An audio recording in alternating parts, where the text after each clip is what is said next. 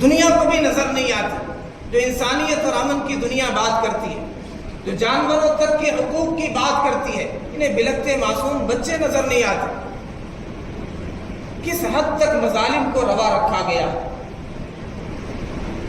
ہزاروں افراد تو لاپتہ ہیں، اور کیسے کیسے چھوٹے چھوٹے بچوں کی لاشیں نظر آ رہی، کہیں وہ ملبے تلے دبے ہیں، کہیں ان کے چیتڑے اڑتے ہوئے نظر آ رہے ہیں۔ کھانا پانی بھی بند کر دیا گیا، غذا کے ساز و سامان روک دیے گئے، ہسپتالوں میں علاج بھی آسان نہیں ہے، دوا کا کوئی انتظام نہیں ہے۔ ایسی بھی ویڈیو سامنے آ رہی ہیں، چھوٹے بچے کا علاج ہو رہا ہے، پھاڑ ہو رہا ہے، زخم کا علاج ہو رہا ہے، ٹاکا لگایا جا رہا ہے، لیکن وہ بے ہوش کرنے کے لیے کوئی انجیکشن نہیں ہے، اس کے درد کو کم کرنے کے لیے کوئی سوئی انجیکشن نہیں ہے۔ ڈاکٹر یہ کہتا ہے کہ میں اب کام کر رہا ہوں، سلائی کر رہا ہوں، ٹاکا لگا رہا ہوں، زخم سی رہا ہوں، تمہیں جو قرآن کی صورتیں یاد ہوں ان صورتوں کی تلاوت کرو، میرے پاس کوئی انجیکشن نہیں دینے کی۔ پیتے ہیں لہو، دیتے ہیں تعلیم مساوات۔ یہ یہود، یہ انسانیت کے دشمن ہیں۔ اللہ تعالیٰ نے بتلا دیا، آگاہ کر دیا کہ ان کی یہ حرکتیں ہیں، ان سے آگاہ رکھنا اور اپنا دشمن۔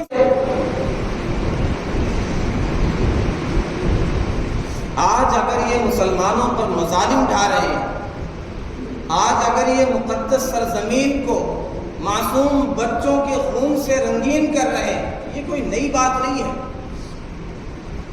انہوں نے انبیاء کے خون سے ہولی کھیلی ہے، انبیاء کو قتل کیا، اپنے بھائی پر انہوں نے الزام لگایا ان یسرق فقد سرق اخ له من قبل، اگر بنیامین نے چوری کی العیاذ باللہ تو یوسف نے کل کو چوری کی تھی العیاذ باللہ، یہ الزام لگایا، اور کیا کچھ کیا اپنے بھائی کے ساتھ ہم سب جانتے ہیں۔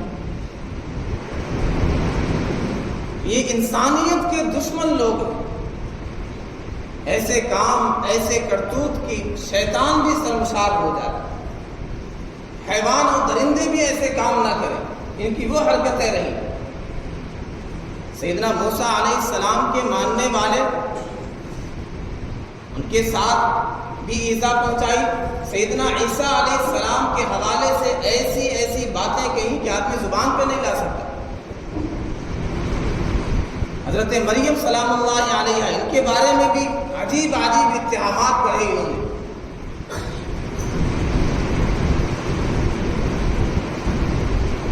سیدنا موسیٰ علیہ السلام دشمن، ان کی دشمنی، ان کی دسیسہ کاریاں پہلے بھی تھی، اب بھی ہے اور آئندہ بھی رہے گی، اور پیارے آقا نے یہ بھی ارشاد فرما دیا کہ تم بھی انہی کے نقش قدم پر چلو گے۔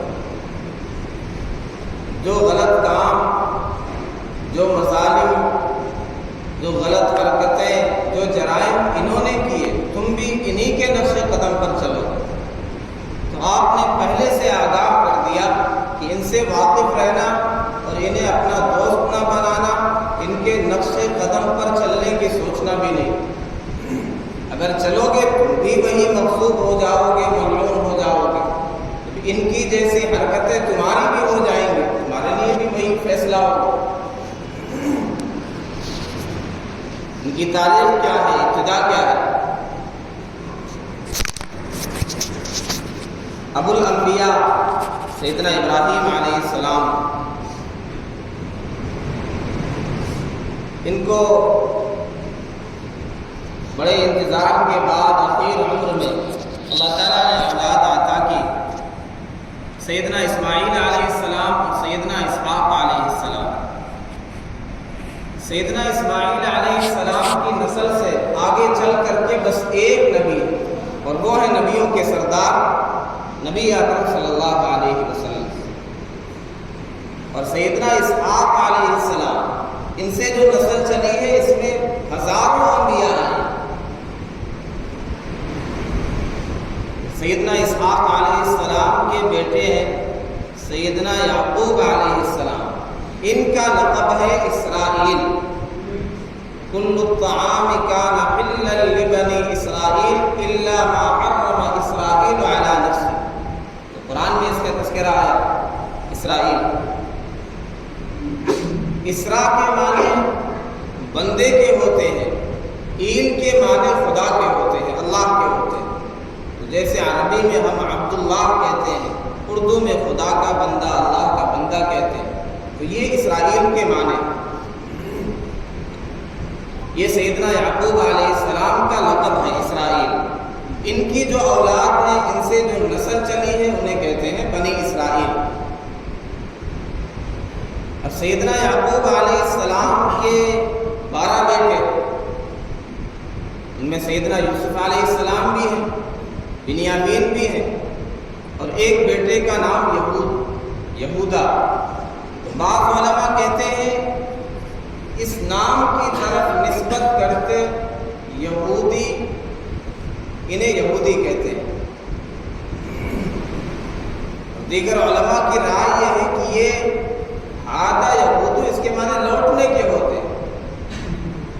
انہوں نے جب بچڑے کی پرستش کی ہے بنی اسرائیل نے، اللہ تعالیٰ کا عتاب ان پر نازل ہوا اور یہ کہا گیا کہ اب تمہاری سزا یہ ہے، تمہاری توبہ کا طریقہ یہ ہے کہ ایک دوسرے کو قتل کرنا۔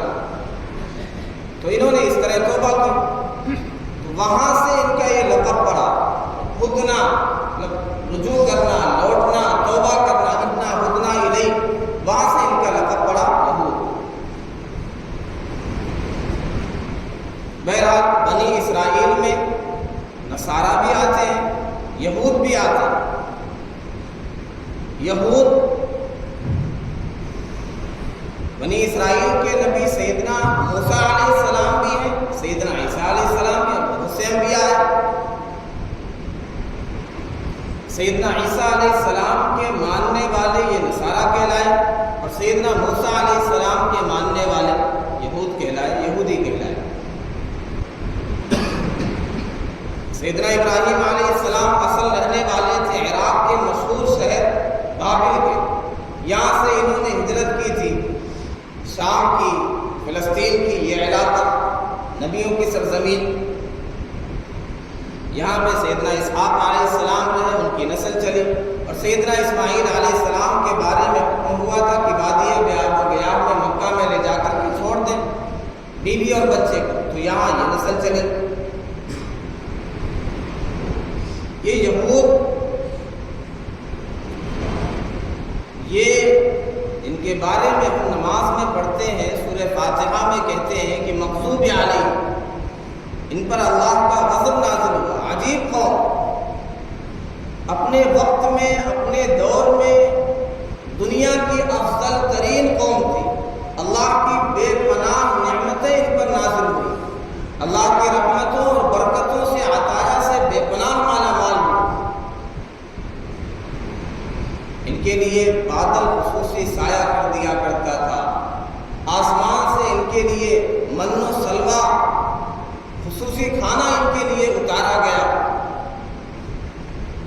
سیدنا موسیٰ علیہ السلام کے بے شمار معجزات انہوں نے دیکھے، ان کے لیے دریا میں راستے بنا دیے گئے، ان کے لیے چشمے بنا دیے گئے، نعمتوں کی بارشیں ہوئی، لیکن مسلسل انہوں نے عناد اور سرکشی اور بغاوت اور جرائم میں زندگی گزاری۔ اتنا بڑھا ہوا ان کا جرم ہے، ایسے خبیث الفطرت لوگ ہیں، انہوں نے معصوم ترین شخصیات کائنات میں جو بالکل معصوم ہوتے ہیں، انبیاء کرام، ان کے خون سے بھی اپنے ہاتھوں کو رنگین کیا۔ یقتلون النبیین بغیر حق،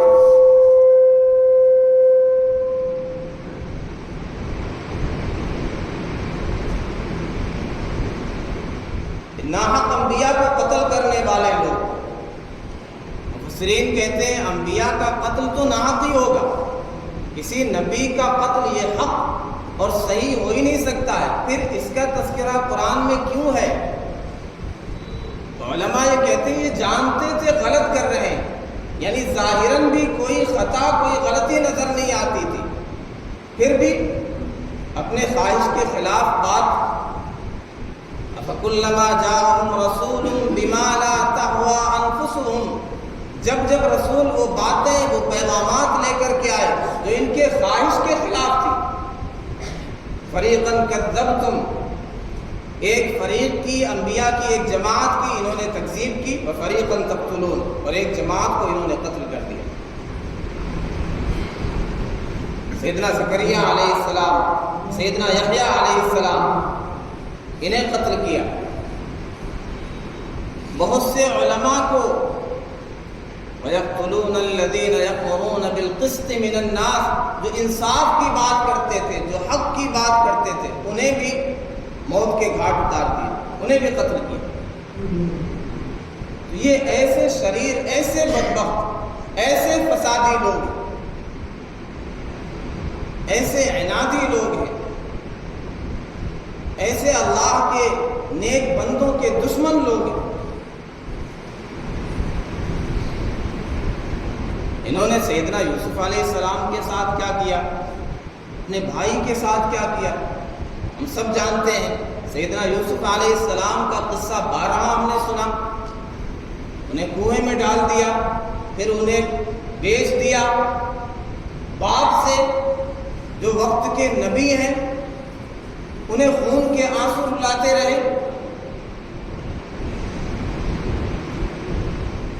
آج اگر یہ مسلمانوں پر مظالم ڈھا رہے ہیں، آج اگر یہ مقدس سرزمین کو معصوم بچوں کے خون سے رنگین کر رہے ہیں، یہ کوئی نئی بات نہیں ہے۔ انہوں نے انبیاء کے خون سے ہولی کھیلی ہے، انبیاء کو قتل کیا، اپنے بھائی پر انہوں نے الزام لگایا ان یسرق فقد سرق اخ له من قبل، اگر بنیامین نے چوری کی العیاذ باللہ تو یوسف نے کل کو چوری کی تھی العیاذ باللہ، یہ الزام لگایا، اور کیا کچھ کیا اپنے بھائی کے ساتھ ہم سب جانتے ہیں۔ یہ انسانیت کے دشمن لوگ ہیں، ایسے کام، ایسے کرتوت کی شیطان بھی شرمسار ہو جائے، حیوان اور درندے بھی ایسے کام نہ کریں، ان کی وہ حرکتیں رہیں۔ سیدنا موسیٰ علیہ السلام کے ماننے والے، ان کے ساتھ بھی ایذا پہنچائی، سیدنا عیسیٰ علیہ السلام کے حوالے سے ایسی ایسی باتیں کہیں کہ آدمی زبان پہ نہیں لا سکتا۔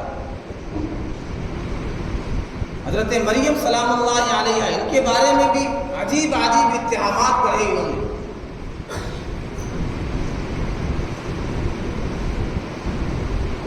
سیدنا موسیٰ علیہ السلام نے ان کے لیے کتنی اذیتیں برداشت کی، کتنی قربانیاں دی، انہیں فرعون سے، اس کے ظلم سے، اس کے لشکر سے نجات دلائی،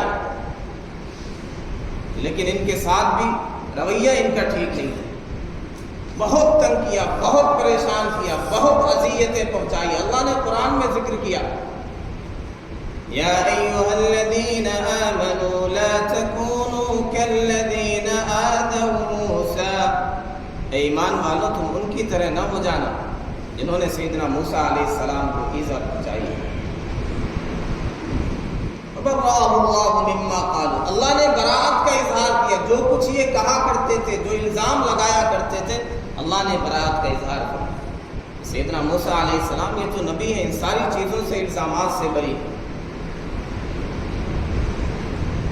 ان کی حالت یہ تھی، ایسے بے شرم، ایسے بے حیا، ایسے بدتمیز لوگ تھے۔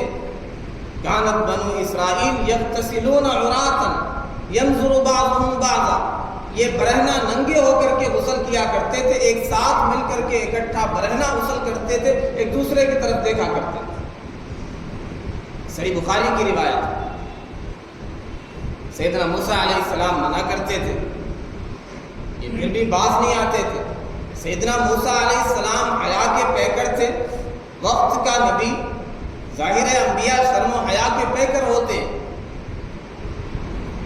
نبی اکرم صلی اللہ علیہ وسلم کے متعلق روایتوں میں آتا اذا ذهب المذهب ابعد، جب آپ قضائے حاجت کے لیے تشریف لے جاتے اتنی دور جاتے کہ نگاہوں سے اوجھل ہو جائے۔ تو سیدنا موسیٰ علیہ السلام خلوت میں، تنہائی میں غسل کیا کرتے تھے۔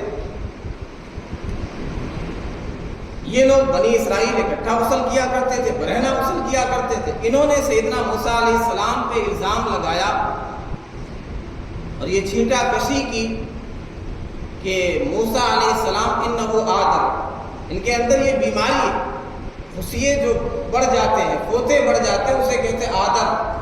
تو انہوں نے الزام یہ لگایا کہ الیاذ باللہ سیدنا موسیٰ علیہ السلام کے اندر یہ بیماری ہے، اس وجہ سے ہمارے ساتھ غسل نہیں کرتے۔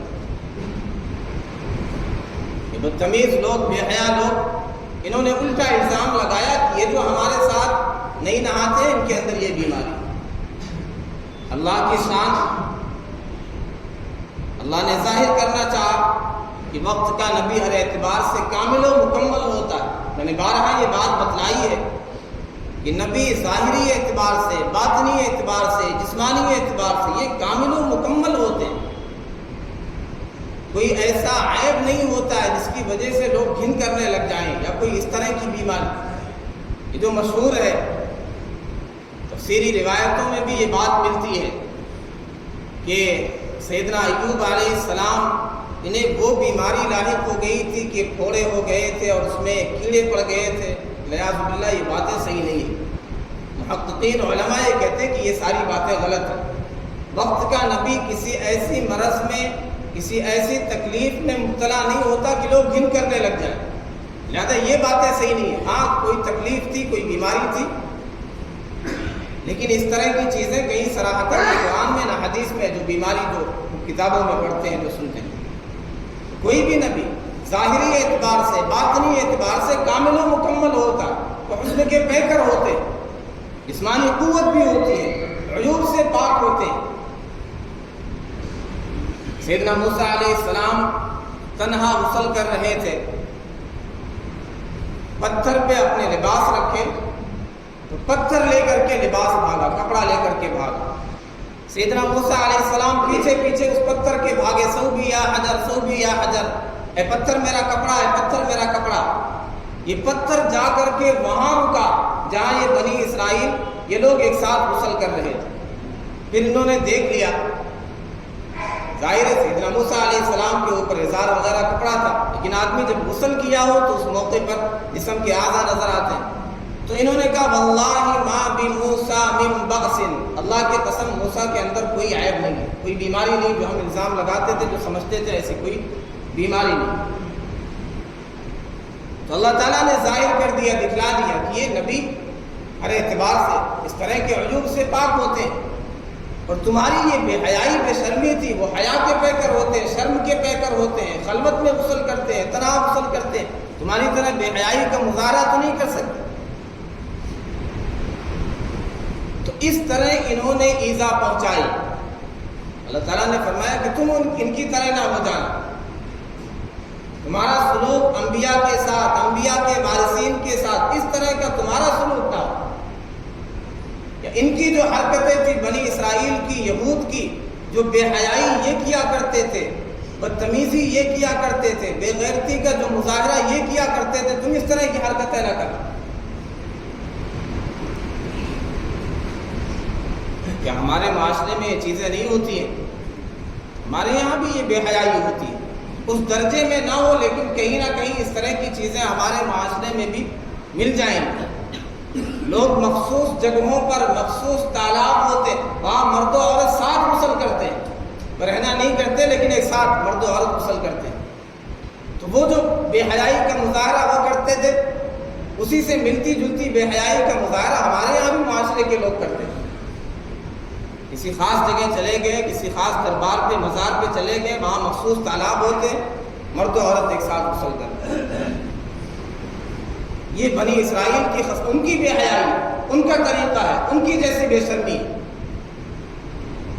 انہوں نے سیدنا موسیٰ علیہ السلام کو ایذا پہنچائی، تکلیفیں پہنچائی، سیدنا عیسیٰ علیہ السلام کے قتل کے در پہ ہو گئے، اور یہ تو کہا کرتے ہیں، ان کا یہ دعویٰ تھا کہ ہم نے تو قتل کر دیا۔ وَقَوْلِهِمْ إِنَّا قَتَلْنَا الْمَسِيحَ عِيسَى ابْنَ مَرْيَمَ، ان کا قول کہ ہم نے مسیح ابن مریم کو قتل کر دیا۔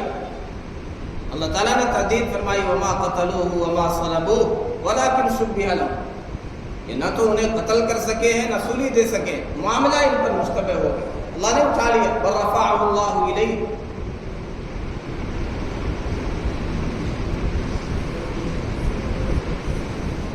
نبی اکرم صلی اللہ علیہ وسلم کے ساتھ بھی ان کا معاملہ انتہائی معاندانہ، انتہائی دشمنی کا رویہ انہوں نے۔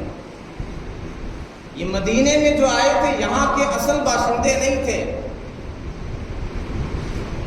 انہوں نے اپنی کتابوں میں علامتیں دیکھی تھی.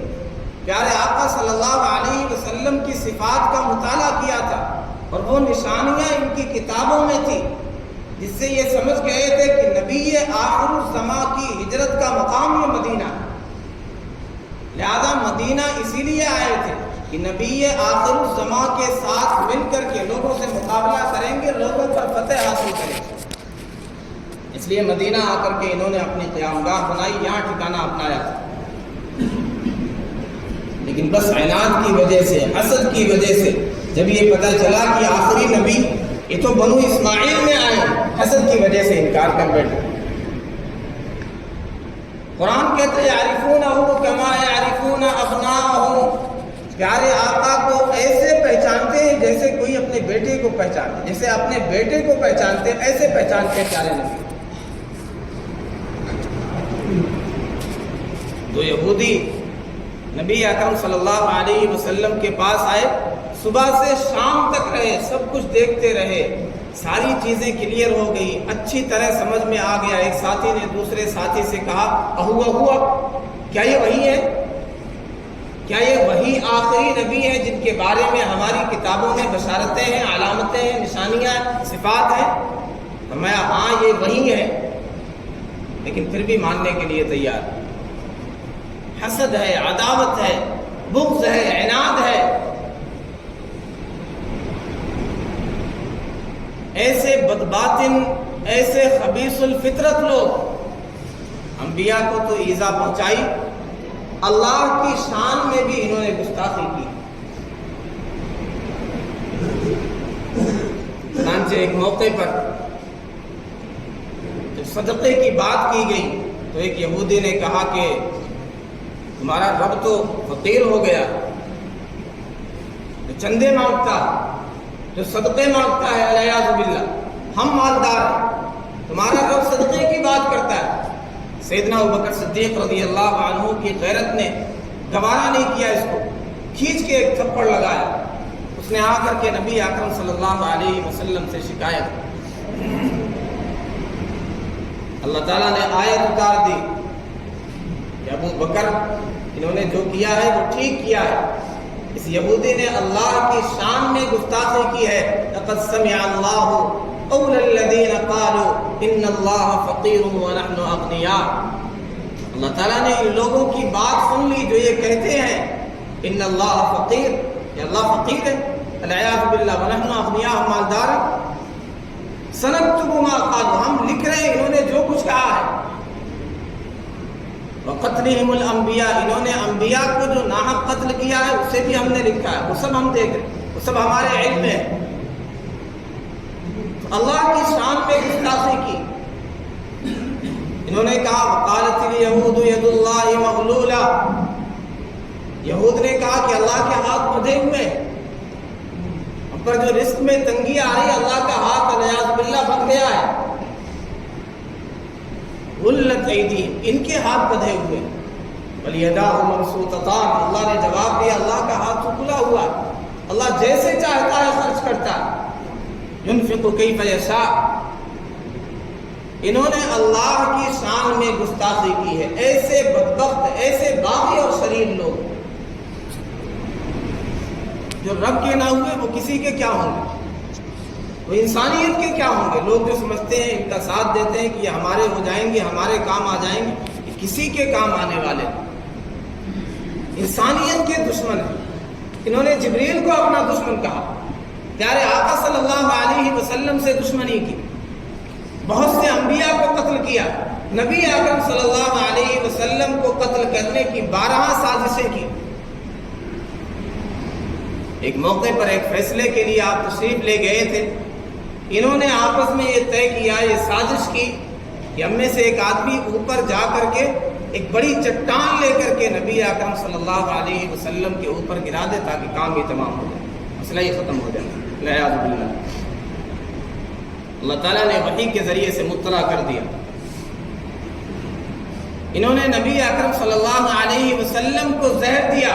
ایک یہودی خاتون نے پیارے آقا صلی اللہ علیہ وسلم کی دعوت کی، اور جو آپ کو محبوب، جو گوشت پسند تھا، ذرا اور دست کا حصہ، اس میں زہر کو ملایا۔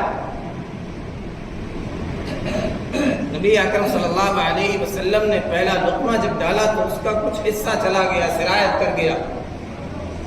پھر ایک قول کے مطابق جبریل امین آئے، ایک قول کے مطابق اس لقمے نے خود کہا کہ میرے اندر زہر ہے، پیارے آقا نے اسے تھوک دیا۔ ایک صحابی انہوں نے کھا لیا تو وہی موقع پر ان کا انتقال ہو گیا، وہ شہید ہو گئے۔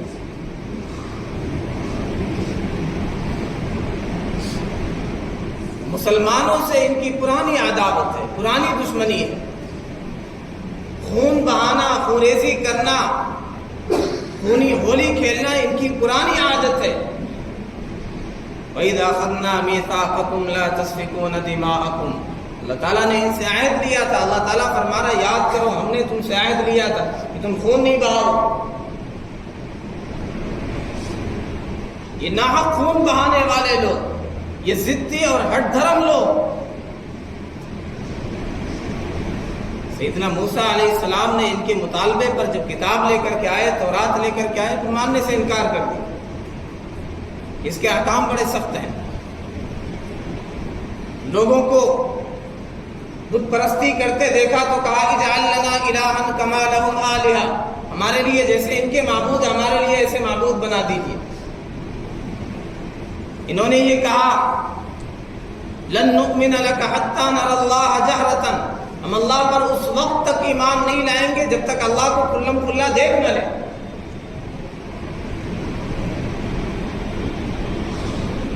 تو یہ ایسے لوگ ہیں، ایسے خبیث الفطرت لوگ ہیں، یہ یہود ہے، یہ اسلام کے بھی دشمن ہیں، انسانیت کے بھی دشمن ہیں۔ انہوں نے جو کچھ فسادات اور ظلم اور جبر و تشدد کی جو داستانیں رقم کی ہے، تاریخ کے صفحات اس سے رنگین ہے، دنیا جانتی۔ یہ نہ مسلمانوں کے ہیں، نہ نصارہ کے ہیں، نہ کسی اور کے۔ انہیں بس مال محبوب ہے۔ یہ سود کھانے والے، اکالون للسحت، یہ زندگی سے حد سے زیادہ محبت کرنے والے، موت سے بہت زیادہ ڈرنے والے، موت سے نفرت کرنے والے، یہ اپنے آپ کو سمجھتے ہیں اللہ کے محبوب اور چہیتے، بس یہی ہیں۔ جنت کا ٹھیکیدار صرف اپنے آپ کو سمجھتے ہیں۔ لن يدخل الجنت الا من كان هودا او نصارى، انہوں نے کہا کہ جنت میں ہرگز یہود و نصارہ کے علاوہ کوئی نہیں جائے گا۔ قرآن کہتا لَتَجِدَنَّ أَشَدَّ النَّاسِ عَدَاوَةً لِلَّذِينَ آمَنُوا الْيَهُودَ وَالَّذِينَ أَشْرَكُوا، ایمان والوں کے حوالے سے، ایمان والوں سے سب سے زیادہ دشمنی رکھنے والے آپ ان یہود کو پائیں اور مشرکین کو پائیں۔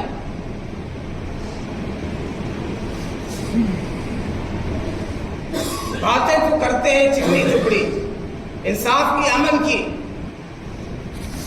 لیکن معصوموں کا خون بہانے سے بھی یہ دریغ نہیں کرتے۔ ہزاروں معصوموں کی جانیں انہوں نے 6000 سے زائد معصوموں کی جانیں تو ابھی چلی گئی جو حالیہ فسادات انہوں نے بمباری کی ہے۔ تڑپتی ہوئی لاشیں، معصوم بچے، بلکتی ہوئی آہیں، یہ انہیں نظر نہیں آتی، دنیا کو بھی نظر نہیں آتی۔